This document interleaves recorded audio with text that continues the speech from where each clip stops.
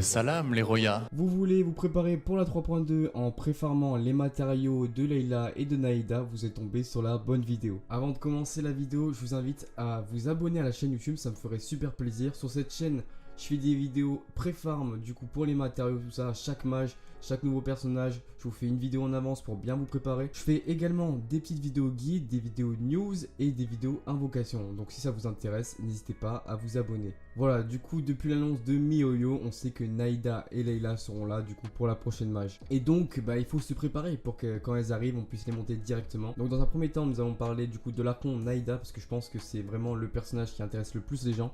Et après, on parlera du coup de Layla, une 4 star cryo. Tout d'abord, commençons par l'ascension. Durant la 3.2, il y aura du coup un nouveau boss, ce sera un Dendro Hypostase et ce sera lui qu'il faudra farmer pour Naïda. Il nous faudra un total de 46 pièces si on veut la monter jusqu'au level 90. Donc voilà, ça malheureusement on va pouvoir pré-farm dès maintenant. Donc je vous invite à mettre des résines de côté pour pouvoir du coup aller déglinguer le boss dès qu'il arrive. Pour les fleurs de Naïda, on peut les préfarmer dès maintenant, donc ça c'est super cool. Il y en a quand même pas mal sur la map, hein. Je vais vous mettre évidemment la map interactive sur l'écran. Et également si ça vous intéresse, allez dans la description. Je vous invite vraiment à aller jeter un coup d'œil, comme ça vous chopez la map. Et vous aurez vraiment l'emplacement de toutes les fleurs et de tous les mobs. Du coup là, à la rigueur, la fleur à préfarmer du coup pour Naïda, ce sera la Kalpalato... Oh là, c'est quoi ça? Bon bref, vous voyez le blast sur l'écran. Du coup, il va vous en falloir 168 si vous la passez jusqu'au level 90. Donc il y en a quand même pas mal.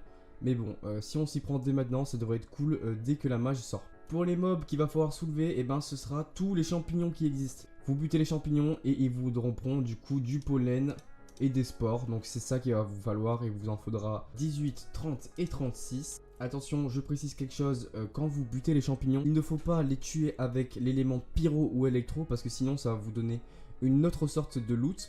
Donc voilà, faites attention quand vous les butez, il faudra vraiment pas que ça soit ces éléments là qui viennent à bout des champignons. Passons maintenant au talent. Du coup pour le talent, le world boss qu'il va falloir battre, malheureusement il n'est pas encore là. Donc quand je parle de world boss, par exemple je parle de Raiden, Tartaglia, tout ça. Et là du coup ce sera un nouveau world boss qui sera là pour la 3.2. Tout le monde sait à peu près de qui il s'agit, mais voilà, je vais pas spoil.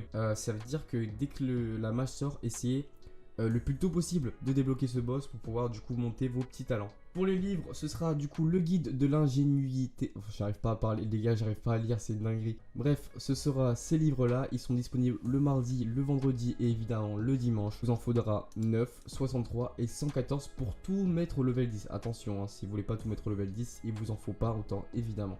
Pour les mobs à les tabasser, c'est les mêmes que pour l'ascension. Il vous en faudra pour tout mettre au level 10, attention, hein, c'est pour tout mettre au level 10. Il vous en faudra 18, 66 et 93 et évidemment 3 couronnes si vous voulez tout mettre au level 3. Maintenant, passons aux artefacts. Donc il y a deux sets d'artefacts que vous pouvez mettre pour Naïda.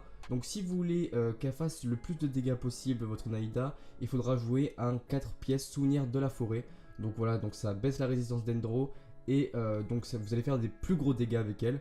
Vous pouvez la stuffer de manière classique comme un sub DPS en soi. Mais c'est vraiment pas du coup le set que moi je vous conseille. Parce que Naïda ça va être une support à peu près comme tous les archons qu'on a. Et on sait que quand on les joue bien support comme il faut, et ils envoient vraiment de la patate. Et là pour le coup je vous conseille vraiment de jouer un autre set. Et donc le set dont je parle ce sera du coup le set Rêve Doré. Donc voilà, très important, ce set va être super bien parce qu'il va augmenter votre maîtrise élémentaire. Et on sait que vraiment, Naïda du coup va se jouer par rapport à la maîtrise élémentaire.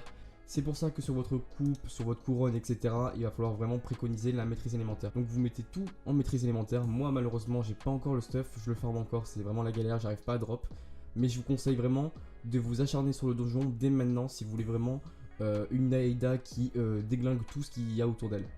Donc voilà, très important, à préconiser la maîtrise élémentaire. Pour les armes, c'est pas très compliqué, si vous voulez faire un maximum de dégâts, et vous mettez du coup les catalyseurs qui vont avec, du coup avec du DC ou de l'attaque pour 100. Mais moi ce que je vous conseille c'est vraiment prendre des armes avec de l'EM. Donc son arme signature il y aura de l'EM dessus.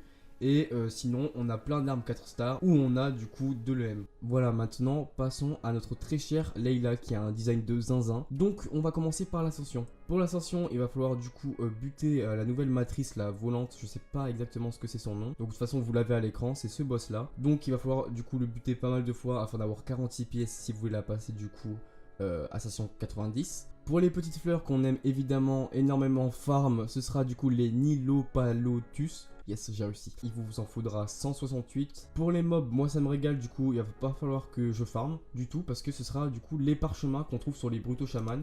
Donc voilà, ça a cette gueule là, si vous vous souvenez bien. Ils sont disponibles du coup depuis la 1.0, donc moi j'en ai vraiment pas mal de côté. Il vous en faudra du coup 18, 30 et 36. Du coup malheureusement comme Naïda, le World Boss n'est pas encore sorti, il sortira pour la 3.2. Du coup on sait pas quelle pièce spécifique, parce que du coup vu qu'on sait pas encore à quoi il ressemble, ben, je peux pas vous guider par rapport à ça.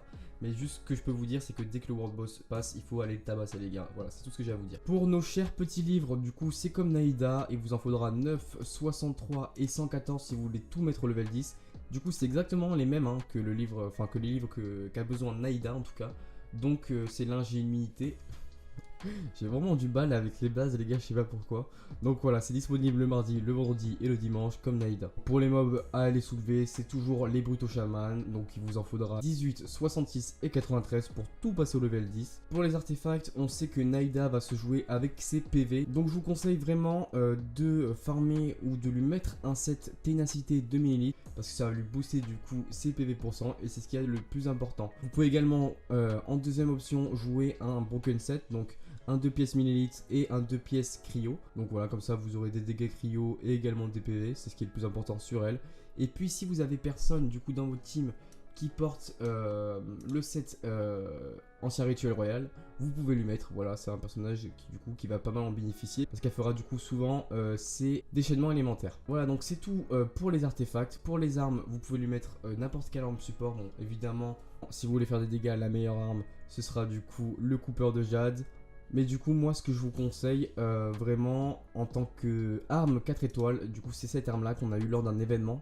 Donc je sais que tout le monde ne l'a pas, mais si vous l'avez, ce sera une excellente arme sur elle, parce que du coup ça va augmenter ses compétences élémentaires de 32% et son TC de 12%, donc c'est vraiment pas négligeable. En plus ça lui ajoute de la recherche d'énergie et on sait qu'elle va en avoir plutôt besoin. Vous pouvez également du coup mettre l'épée rituelle pour spammer du coup un petit peu son E, ou sinon vous pouvez mettre du coup l'épée de Favonius. Alors ça c'est vraiment une épée sûre qui vous rapporte pas mal d'énergie recharge et également des petites particules neutres. Donc ça c'est super cool. Donc voilà, c'est tout pour cette vidéo. Donc on a fait le tour du coup de tous les matériaux à préfarmer, les armes qu'il faut préfarmer et les artefacts à préfarmer. Donc on a quand même pas mal de choses à faire si on veut pull sur ce personnage. Évidemment moi je vais pull comme Jaja sur la bannière de Naïda. Donc je vous invite vraiment, si ça vous intéresse, à vous abonner, ça me ferait super plaisir. Et sur ce les amis, on se retrouve pour de prochaines vidéos. Ciao tout le monde.